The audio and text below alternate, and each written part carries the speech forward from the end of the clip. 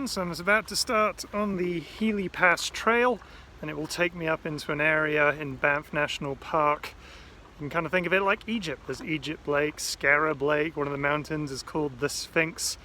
Planning on getting at least as far as Egypt Lake, potentially up to the Sphinx mountain. I'm not sure how runnable that is or even hikeable, so we'll see.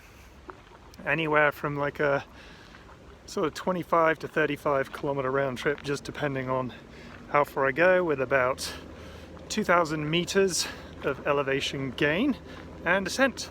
And so behind me is Sunshine Ski Resort kind of entrance, which is sort of where the Healy Pass trail I'll be getting on begins. So we'll keep you updated as I go.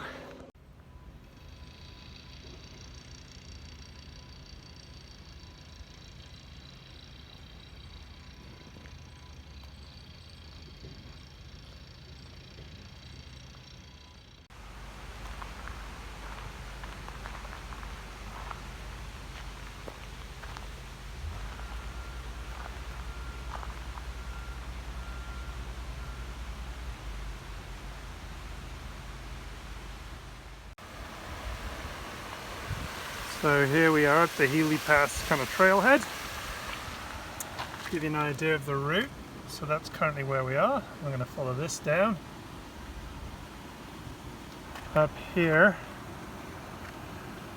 to Egypt Lake. Now depending on how things go, my thought is I'm going to come down here, and then there's actually, I believe, a trail that takes you up onto here, which is the Sphinx. And then we'll come back. So we'll see how that goes.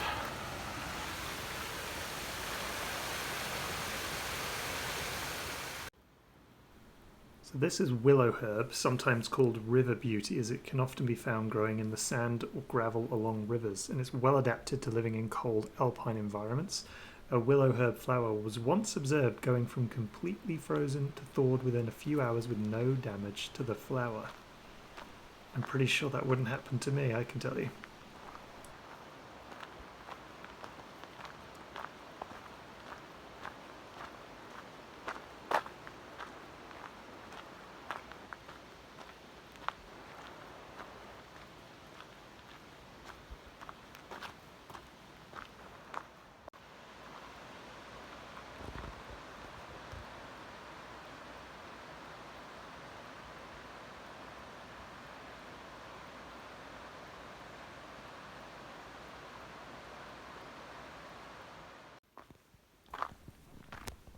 These wooden bridges are fairly common on various trails throughout the parks. We will cross several on our trip today.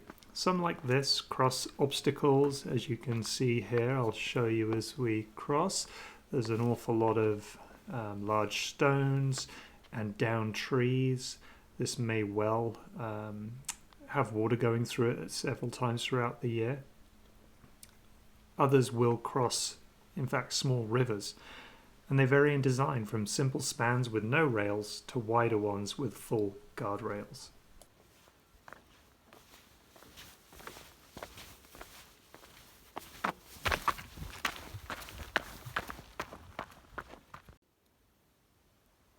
Now, I'm not going to pretend to know what these berries are, but there are warning signs when you enter the trail that it's berry season for bears.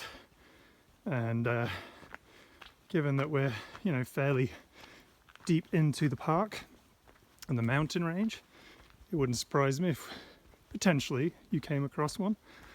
And so you always got to carry, when you're out here, good old bear spray. Super important. It's age old. The one time you meet the bear, if you don't have it, well, there you go, right? So I always carry it, even in places where I kind of go, yeah, no, it's such a busy trail, I don't need it. I think they're $50 if I remember rightly. Pretty cheap life insurance policy is the way I look at it. Always worth having it. Anyway, we've got many kilometers of this style of trail now before we kind of get into any major different scenery. So I'll check back in if something interesting on the trail appears, or when we get to that next sort of change of scenery. This flower is the subalpine daisy, and it decreases in size with the increasing elevation.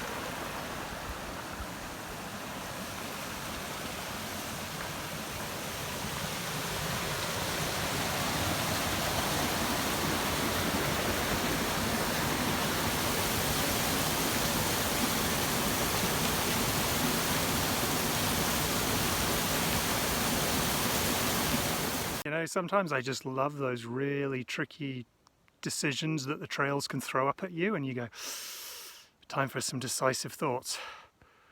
Look at this one. Do I go left or do I go right? Well, you know what? I am looking for a bit of elevation training on this particular trail run, so I guess we're going to go right because it goes uphill. Oh yeah, that was a good decision. Okay. Let's keep going. So as we come down here, I'll show you one of the backcountry camping sites. These are fairly common in the various national parks. You get this sort of site to stick your tent.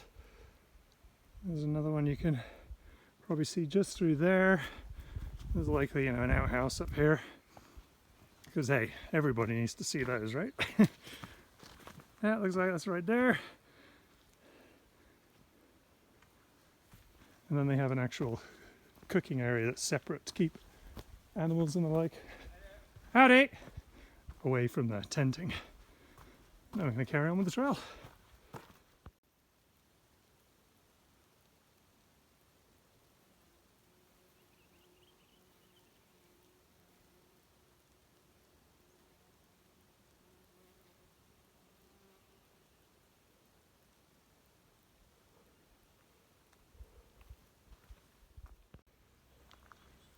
So I believe we're about getting into the kind of wildflower meadows.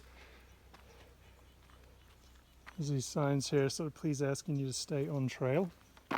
And we're currently, see that, 8.5 kilometers, roughly an hour and a half, a little over 500 meters of elevation.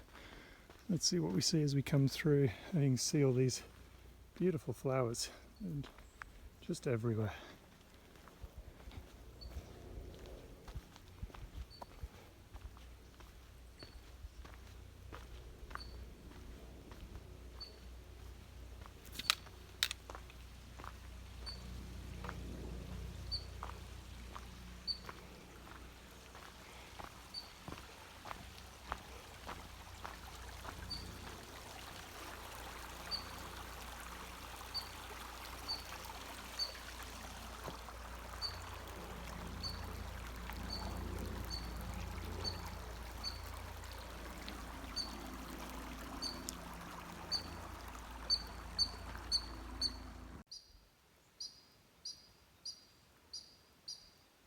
So that's where we've come from, the Bourgeot. The contours are a little different because that parking lot is closed. So the one I came from is about a K further back. We're heading left there to Egypt Lake. Another 5 kilometers roughly to go.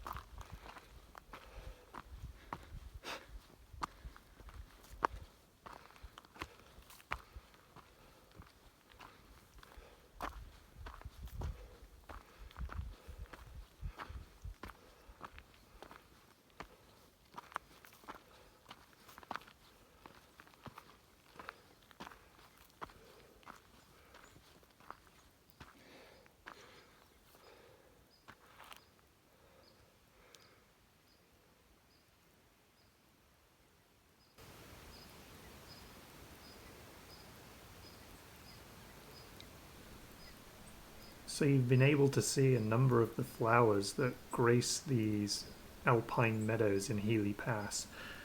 Most of what we're seeing here, I believe, the yellow flower is called arnica and the white one is yarrow.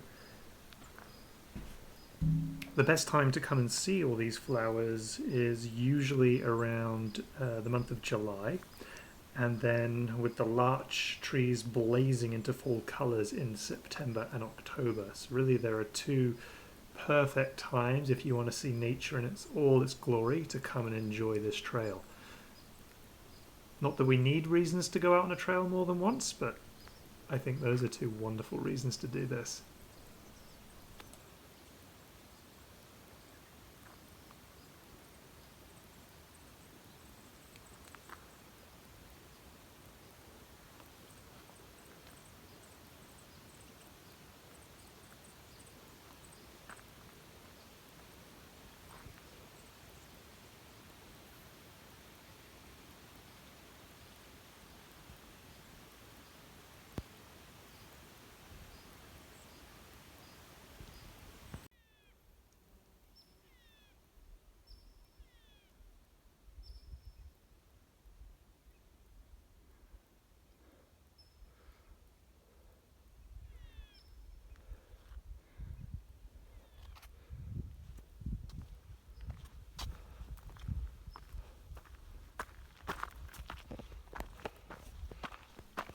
So these flowers are called pink paintbrush. They also come in a red colour, and I've read that they're an important food for hummingbirds. Now I believe the hummingbirds will go down to Glacier National Park. I'm not sure if they come this far up north, and I certainly haven't seen any of them today.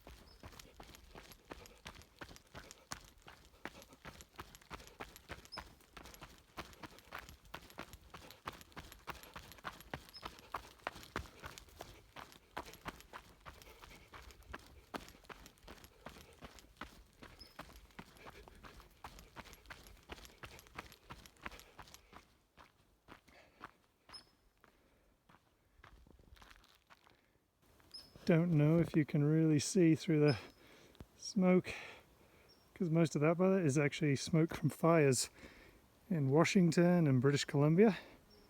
But right at the bottom of that snow is a lake. Pretty epic. Okay, so we're at 13 kilometers, 2 hours 10 minutes. It is about 650 meters gained, 350 descended so far. And here is the kind of Egypt lake cabins that you can book. I have not booked one because I'm not staying. They're actually kind of cool, aren't they? These are the first backcountry cabins I've actually ever sort of travelled to. I think the idea is you'd stay here for a night or two.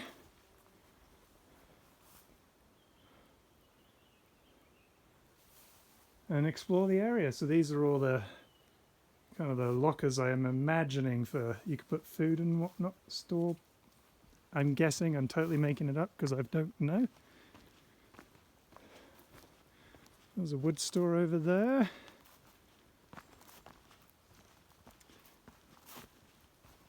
And a beautiful little outhouse. Is there like a moon or a star in the door maybe? Ah, missed opportunity. You should totally have a little carving in there, but I suppose it does help keep the bugs out.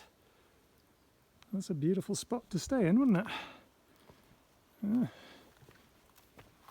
I may actually have to do this one night. Okay, so now I'm going to carry on to the lake itself. I think there's going to be Egypt Lake, Scarab and or Pharaoh Lake, I believe, is around there. We shall see. Oh, and that's the view right at the front door of the cabin. Quite something.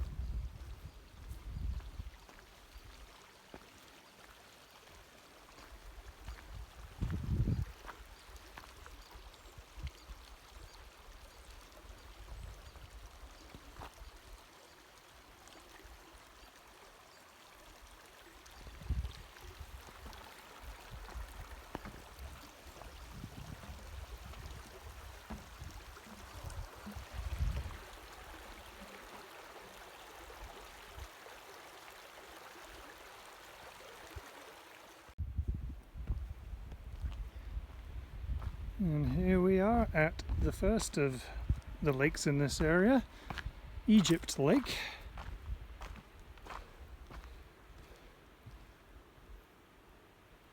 That was a total distance of 14.5 kilometers in about 2.5 hours. Not too bad.